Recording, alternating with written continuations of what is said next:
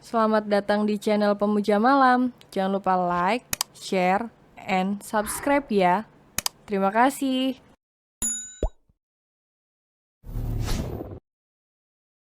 Chapter 15. Kamulah pemeran utamanya. Sakit, tanya Gavi dan Aurel pun menggelengkan kepalanya. Sedikit, jawab Aurel. Langian, aku juga sudah terbiasa, mungkin hari ini aku memang lagi cengeng aja.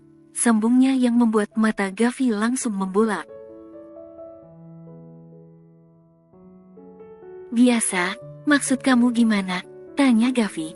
Kamu sudah sering mendapatkan perlakuan seperti ini, gitu, cecarnya. Sahut Aurel yang semakin membuat darah Gavi seperti mendidih. Kap. Biar cepat sembuh, kata Gavi begitu mencuri satu kecupan di pipi Aurel yang terkena tamparan. Tentu saja itu semua hanya modus pria itu saja. Apa hubungannya dengan sakit sama ciuman? Kamu tidur dulu, aku keluar sebentar, kata Gavi dengan tangan yang mengelus pipi Aurelia. Gavi mengambil botol air dingin dari kulkas dan langsung menenggaknya begitu saja untuk meredakan sedikit emosi yang ada padanya saat ini. Rasanya dia ingin keluar dan menghampiri ibu serta adik tiri Aurel dan melakukan hal yang sama dengan apa yang mereka lakukan pada Aurel. Bahkan mungkin akan lebih parah lagi dan berkali-kali lipat dari itu. Gavi merogoh saku celananya dan mengeluarkan ponselnya dari sana untuk menghubungi seseorang.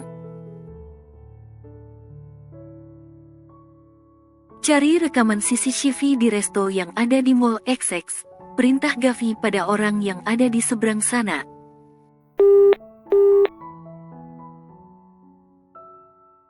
Panggilan pun langsung terputus begitu saja secara sepihak. Namanya juga tuan muda jadi ya sukalah. Sepertinya aku terlalu lunak pada kalian. Lihat saja apa yang bisa aku lakukan pada kalian semua. Gumam Gavi dengan tangan yang menggenggam gelas begitu eratnya. Beberapa hari telah berlalu, hingga kembali hari Sabtu yang mana pasti Gavi akan pergi ke perusahaan bersama sang istri. Namun kali ini berbeda, entah kemana Gavi akan membawa wanita itu. Gav, ini seperti bukan jalan ke perusahaan, apa kamu ada jadi di luar sama klien? Tanya Aurel saat menyadari jalan yang dia lewati berbeda dengan yang kemarin. Tahu gitu tadi aku di apartemen aja, sambungnya lagi yang merasa tak enak jika harus bertemu dengan rekan bisnis sang suami. Sudah ikut dan diam, kata Gavi. Nanti kamu juga akan tahu kemana aku akan membawamu, sambungnya dengan mata yang begitu fokus ke arah jalan. Setelah itu hanya keheningan yang ada karena mereka berdua tak ada lagi yang membuka suaranya. Gav, ini, kata Aurel dengan mata terbelalak sambil menunjuk ke arah luar. Iya, ayo turun, ajak Gavi. Tunggu Gav, mau ngapain kita kesini? Tanya Aurel dengan tangan yang sudah memegang tangan Gavi yang hendak membuka pintu mobilnya. Kita pulang aja ya, pinta Aurel yang dijawab gelengan kepala oleh Gavi. Kalau begitu aku di sini aja, gak usah ikut masuk, kata Aurel. Gak bisa Rel, kamu harus ikut masuk sama aku, kata Gavi. Karena di sini kamulah pemeran utamanya, sambungnya. Apa maksud kamu Gav? Pemeran utama apa? Aku gak ngerti maksud kamu, cecar Aurel yang mencerna apa yang dikatakan Gavi padanya. Kamu percaya sama aku kan? Tanya Gavi yang dijawab dengan anggukan kepala oleh Aurel. Ayo, katanya lagi. Tapi, kata Aurel yang tertahan karena Gavi keburu keluar dari dalam mobil. Ayo Aurel, kata Gavi sambil mengulurkan satu tangannya di hadapan Aurel. Aurel hanya bisa menghela nafasnya dan mau tak mau menyambut uluran tangan Gavi dan keluar dari sana. Begitu masuk ke dalam lobi, Aurel serta Gavi sudah disambut oleh Reno. Ternyata asisten tuan muda Marcio itu sudah menunggu mereka. Selamat pagi tuan muda, selamat pagi nyonya muda, sapa Reno yang hanya dibalas anggukan kepala oleh Gavi. Selamat pagi asisten Reno, balas Aurel. Mari tuan, nyonya, kata Reno yang langsung berjalan untuk membimbing atasannya menuju ke ruangan utama. Ya, tujuan mereka adalah ruangan presiden direktur di sana.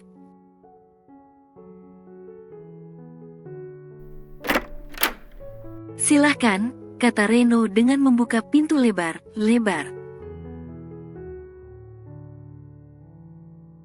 Gav, ini maksudnya apa? Untuk apa kita kemari? Aku tak ingin kita sampai membuat keributan di sini Gav, kata Aurel dengan menatap ke arah Gavi. Tangannya juga saat ini memegang tangan Gavi. Bukannya menjawab, Gavi malah hanya menanggapi berbagai pertanyaan Aurel dengan sebuah senyuman. Senyuman misterius yang penuh ARTI, dan hal itu semakin membuat Aurel kesal karena semakin penasaran. Ayo duduk dulu, ajak Gavi menarik Aurel ke salah satu sofa yang ada di sana. Tak usah kesal karena sebentar lagi kamu juga akan tahu maksud aku membawamu ke sini, kata Gavi. Saat Aurel hendak berbicara sudah terjadi keributan di luar sana. Siapa kalian? Kenapa kalian ada di perusahaanku? Tanyanya dengan marah. Aku mau masuk, katanya lagi. Anda tak diperbolehkan masuk, jawab salah satu orang yang ada di depan pintu. Reno meminta pengawal keluarga Marcio untuk berdiri di depan pintu ruangan pemimpin perusahaan yang mana ada Gavi juga Aurel di dalamnya.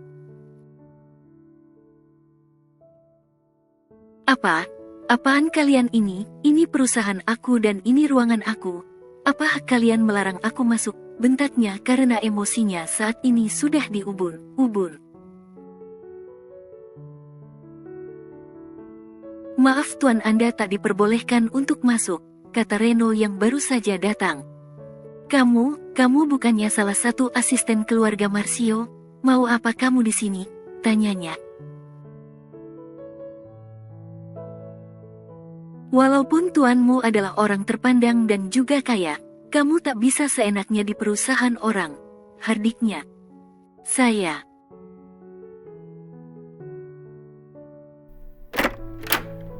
Mendengar keributan di luar, mau tak mau Gavi dan Aurel pun keluar untuk melihat apa yang terjadi. Ada apa ini? Tanya Gavi. Kamu, tunjuk pria itu pada Aurel. Aurel begitu kaget karena ternyata ada papanya di sana.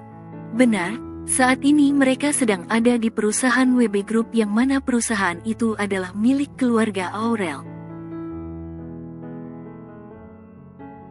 Dasar anak tak tahu diri, mau apalagi kamu kesini? Hah, bentak Papa Ray. Apa kamu lupa kalau kamu itu bukan lagi bagian dari keluarga aku, dasar ja. Katanya lagi yang begitu menusuk hati Aurel. Gavi langsung menggenggam tangan Aurel dengan maksud untuk menguatkan istrinya. Maaf sebelumnya Tuan Ray, Anda salah jika menanyakan mau apa kami ke sini, kata Gavi. Apa salah jika istri saya datang ke perusahaannya sendiri? Tanya Gavi dengan senyum smirk yang tersungging di bibirnya. Omong kosong, kata Tuan Ray.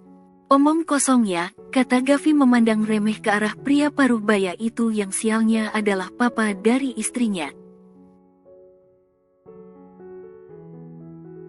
Reno, kata Gavi memanggil sang asisten. Reno yang mengerti apa maksud Gavi pun langsung menyuruh salah satu anak buahnya untuk memanggil seseorang. Selamat pagi, sapa seseorang yang baru datang itu. Pak Ilham, BO Pak Ray. Iya benar ini saya Tuan Ray, orang yang selama ini Anda cari, jawab Pak Ilham dengan santai karena merasa saat ini dirinya ada yang melindungi. Apa Anda kaget karena saya masih hidup sampai saat ini? Tanyanya lagi yang membuat Tuan Ray bingung harus berkata apa. Sejak kematian Ibu Aurel, Pak Ilham yang notabene pengacara keluarga Wibowo harus pergi untuk bersembunyi. Karena Tuan Ray yang menjadi suami dari kliennya sedang mencari dirinya untuk meminta surat wasiat yang ditinggalkan Nyonya Fanny Wibowo. Katakan Pak, pinta Gavi. Menurut surat wasiat yang ditinggalkan oleh Nyonya Fanny, perusahaan WB Group dan segala aset yang dimiliki oleh keluarga Wibowo akan jatuh di tangan Nona Aurelia Revani Wibowo, yang tak lain dan tak bukan adalah putri kandung, sekaligus anak satu-satunya dari Nyonya Fanny Wibowo dan Tuan Ray Aprilian. Jika Nona Aurelia sudah menikah, kata Tuan Ilham mengatakan isi surat wasiat Mama Aurel. Jadi karena saat ini Nona Aurel sudah menikah, jadi Anda sudah tidak berhak lagi dengan semua ini, kata Pak Ilham lagi. Sebelumnya Mama Fanny sempat bercerita dengan Pak Ilham jika dia tahu bahwa suaminya diam telah selingkuh darinya dari saat dirinya mengandung Aurel. Anak hasil selingkuhnya adalah Arni, jadi tak heran jika Arni dan Aurel memiliki umur yang hampir sama. Nyonya Fanny juga sempat mendengar rencana busuk suaminya dengan sang selingkuhan lewat panggilan telepon. Mereka berdua berniat untuk melenyapkan Mama Fanny dan Aurel agar bisa menguasai harta keluarga Wibowo dan hal itu terjadi saat Aurel sudah menginjak usia 15 tahun. Karena Papa Ray sebenarnya hanyalah orang biasa yang begitu-begitu beruntung bisa menjerat hati putri satu-satunya keluarga Wibowo. Jadi mamaku meninggal karena papa juga istri papa itu? Tanya Aurel dengan suara bergetar. Jangan sembarangan kamu, sentak Papa Ray. Bukan, kata Pak Ilham. Mamamu meninggal karena memang mamamu sakit, sambungnya. Jadi bagaimana Pak? Tanya Gavi. Ya menurut surat wasiat Nyonya Fanny, perusahaan ini sekarang milik Nona Aurel, jawab Pak Ilham. Anda sudah dengar sendiri, jadi silahkan pergi dari sini, kata Gavi. Gak, Aurel kamu gak bisa gini ke saya, seru Papa Ray. Apa kamu lupa kalau saya ini papa kamu, dasar anak tak tahu diri, kata Papa Ray lagi dengan hardikan di ujung kalimatnya. Bawa dia keluar Ren, perintah Gavi. Melihat atasan mereka diseret keluar dengan berbagai cacian yang keluar dari mulut Ray Wibowo membuatnya menjadi bahan tontonan para karyawannya. Tuan Gavi, kalau begitu saya undur diri dan ini semua berkas dokumen yang dibutuhkan oleh Nona Aurel, kata Pak Ilham menyerahkan beberapa map ke tangan Gavi. Terima kasih banyak Pak, ucap Gavi sambil menjabat tangan Pak Ilham. Sudah kewajiban dan tanggung jawab saya Pak. Apalagi dulu keluarga Wibowo sangat berjasa untuk keluarga saya dan Nyonya Fanny juga banyak membantu saya serta keluarga, sahut Pak Ilham. Bapak akan tetap di bawah perlindungan saya, jadi Anda tak perlu khawatir dengan keselamatan Anda beserta keluarga, kata Gavi. Terima kasih Tuan Muda, permisi, pamit Pak Ilham. Melihat sang istri masih menangis sesenggukan di kursi, membuat Gavi mau tak mau melaksanakan kakinya untuk mendekat. Yang bisa dilakukan Gavi hanya membawa tubuh Aurel ke dalam pelukannya dengan sebelah tangan yang mengusap punggung wanitanya dengan tujuan untuk membelinya ketenangan. Gavi juga tak membujuk Aurel untuk menghentikan tangisnya, karena Gavi begitu paham jika seseorang yang sedang menangis dan disuruh berhenti. Bukannya berhenti malah akan semakin menangis. Dan menurut Gavi, menangis juga merupakan sesuatu untuk meluapkan apa yang ada di dalam hati seseorang sehingga bisa membuat perasaan jauh lebih plong alias lega. Maaf, cicit Aurel mengurai pelukannya dan tangisnya pun sudah mereda, hanya sesekali terdengar isakan saja. Untuk, tanya Gavi dengan mengerutkan keningnya. Maaf karena sudah membuatmu menunggu sekaligus membuat kemejamu basah, jawab Aurel. Gak apa ini gak penting, jadi abaikan saja, kata Gavi. Apa sudah jauh lebih lega? Tanyanya. Iya, jawab Aurel. Kalau begitu ayo, ajak Gavi yang hendak berdiri. Mau kemana? Tanya Aurel. Nanti kamu juga tahu, jawab Gavi penuh misteri.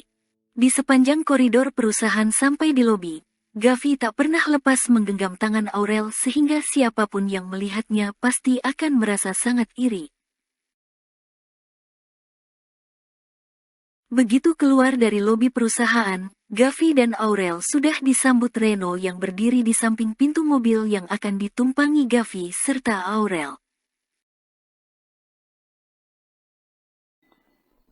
Bersambung.